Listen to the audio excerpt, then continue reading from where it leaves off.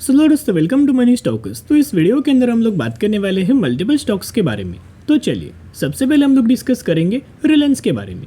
तो जहां हमें रिलायंस के अंदर फ्राइडे के दिन एक आधे % से भी ज़्यादा की हमें तेजी नज़र आया एंड 2,950 रुपये के आसपास हमें क्लोजिंग नज़र आ चुका है। तो आप सभी को दोस्तों पता होगा कि रिलायंस कंपनी कितना ज़्यादा फंडामेंटली स्ट्रॉन्ग है। इसका बिजनेस भी बहुत अच्छा है, इसके पैरामीटर्स भी बहुत अच्छे हैं और करंटली टेक्निकल चार्ट भी बहुत बेहतरीन तरीके से हम एक पैटर्न्स कंपनी के द्वारा हमें क्रिएट किया गया है।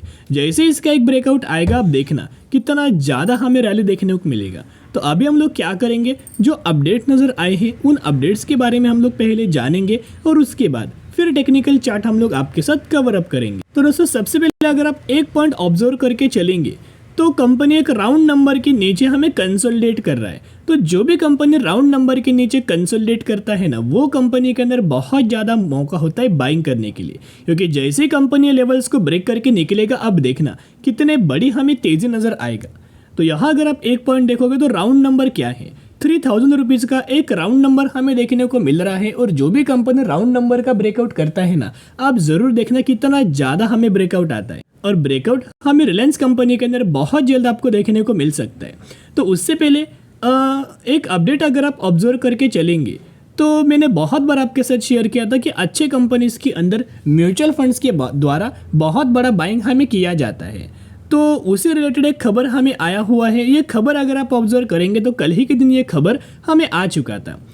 Bell NTPC RIL among top 10 stocks holding of Nippon India mutual funds. तो निप्पॉन इंडिया म्यूचुअल फंड्स के द्वारा इन 10 कंपनीज के अंदर एक बहुत बड़ा माल हमें बाइंग किया गया है। तो यहाँ अगर आप ऑब्जर्व करके चलेंगे तो बेसिकली हम लोग बात कर रहे हैं रिलायंस के बारे में।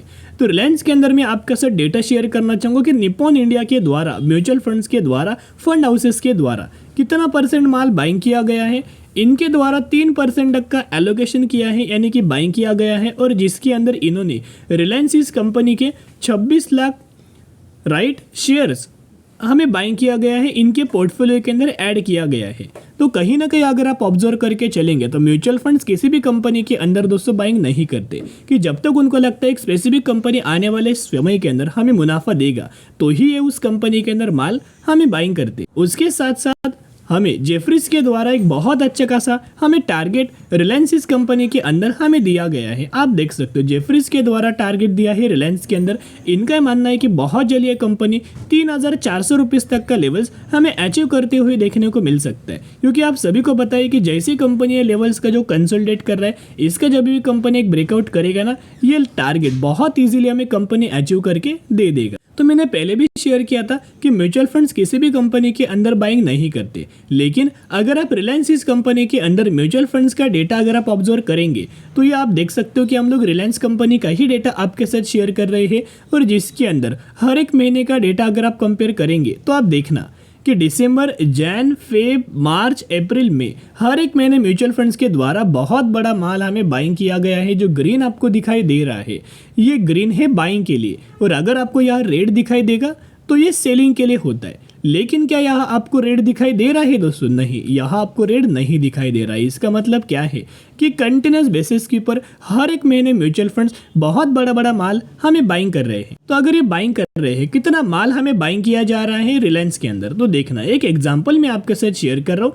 ये क्या है ना, आपके अंदर कॉन्फिडेंस बिल्ड करने के लिए मैं आपके साथ डेटा शेयर करता रहता हूँ। तो सबसे पहले फंड आप देख सकते हो कि SBI का एक फंड है जिन्होंने 68,000 करोड़ की बाइंग किया है। निप्पॉन का एक फंड है 27,000 करोड़ की बाइंग। एक और निप्पॉन का फंड है 27,000 करोड़ की बाइंग। SBI का एक और फंड है 8,800 करोड़ की बाइंग। एक निप्पॉन का फंड है 32,000 करोड़ की बाइंग एंड UTI का एक फंड है 9,000 करोड़ की बाइंग हमें किया हुआ है। यानी कि आप देख सकते हो बहुत अच्छा खासा बड़ी बड़ी बाइंग हमें अच्छी कंपनी के अंदर, रिलायंस इस कंपनी के अंदर हमें हो रहा है। उसके साथ साथ एनालिस्ट का व्यू क्या है, तो यहाँ हमें दिया गया है कि 78% तक का जो एनालिस्ट है उनका बाइंग करने का व्यू है, फिर 12% एनालिस्ट का व्यू है होल्ड करने का, एंड 9% एनालिस्ट का व्यू है सेल करने का। मेजोरिटी अगर आप देखोगे तो बाइंग की ओर हमें इंडिकेट्स कर रहा है। तो अभी बहुत सारे लोगों का डाउट्स है कि सर हमें जियो का आईपीओ कब आने वाला है, राइट? कि सर हमें जियो का आईपीओ कब आने वाला है, क्या कंपनी के द्वारा कुछ लेटेस्ट इन्फॉर्मेशन क्या शेयर किया है? तो वही मैं आपके साथ डाउट क्लियर करना चाहूँगा। यहाँ आपको दोस्तों इनके द्वारा क्लियर कट मेंशन किया गया है इस रिपोर्ट के अंदर, रिलायंस जियो आईपीओ लाइकली नेक्स्ट ईयर, यानी कि रिलायंस जियो का जो आईपीओ है वो बहुत ज़्यादा चांसेस है कि अगले साल आएगा। अभी ये खबर कब आया था उसके ऊपर डिपेंड होने वाला है कि अगले साल यानी कि कौन सा साल, कौन सा ईयर।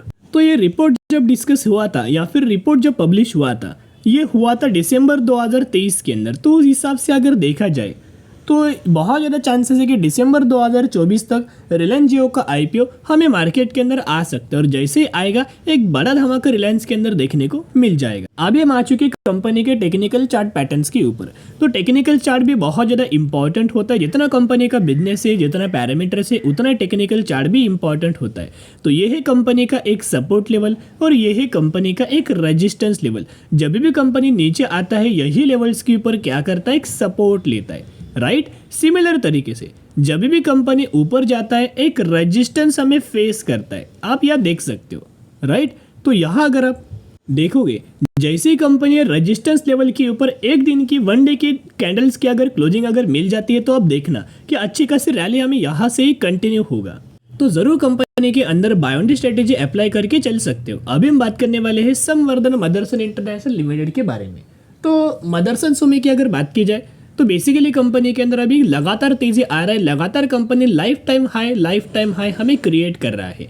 और रिसेंट बेसिस के ऊपर फ्राइडे के दिन 4% की तेजी हमें नजर आया, 175 रुपीज़ के आसपास हमें क्लोजिंग नजर आ चुका है। तो मदरसन सुमी के बारे में बहुत बार हमने आपके साथ शेयर किया था, जब कंपनी 100 रुपये पर ट्रेड कर रहा था, फिर कंपनी 110 रुपये पर ट्रेड करने का लगा, फिर 120 रुपये पर कंपनी ट्रेड करने लगा, यानी कि हर एक प्राइस रेंज के आसपास हमने आपके साथ शेयर किया था कि यहाँ भी इस कंपनी के अंदर हमें निवेश करने का एक सही मौका है।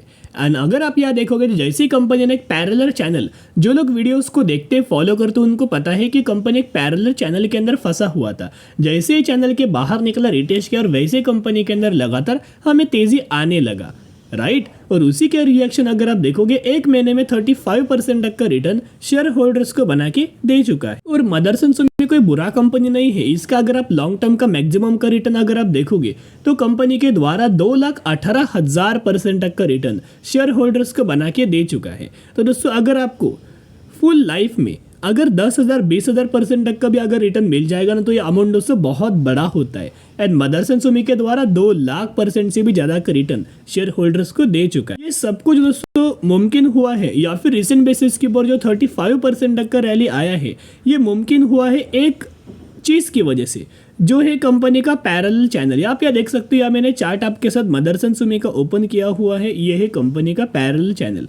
लगातार कंपनी सपोर्ट रेजिस्टेंस के अंदर हमें ट्रेड कर रहा था, लेकिन यहाँ से जैसे ही कंपनी बाहर निकला, आप उसका रिएक्शन देखोगे कि अच्छी खासी रैली आ रही देखेगा। यही पॉइंट था जहाँ मूविंग एवरेज से ऊपर कंपनी निकल चुका था, पैरेलल चैनल से भी ऊपर कंपनी निकल चुका था, लेकिन कंपनी रिटेस्ट नहीं कर रहा था, लगातार तेजी आ रहा था। लेकिन जैसे ही कंपनी ने रिटेस्ट किया उसके बाद आप देखना ये प्राइस है करीब 125 रुपये के आसपास, राइट?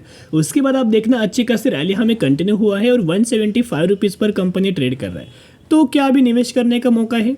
नहीं दोस्तों, अभी आपको वेट एंड वॉच करना चाहिए। जब कंपनी इस चैनल के अंदर जब कंसोलिडेट कर रहा था तब निवेश करने का मौका था, इस चैनल के अंदर फंसा हुआ था तब निवेश करने का मौका था, जब कंपनी के द्वारा यहाँ रिटेस्ट किया गया था तब दोस्तों कंपनी के अंदर निवेश करने का मौका था। लेकिन अभी क्या है, लगातार हाई के ऊपर हाई कंपनी रजिस्टर कर रहा है, तो तेजी के अंदर बाइंग करेंगे तो आपको लॉस ही लॉस नजर आएगा।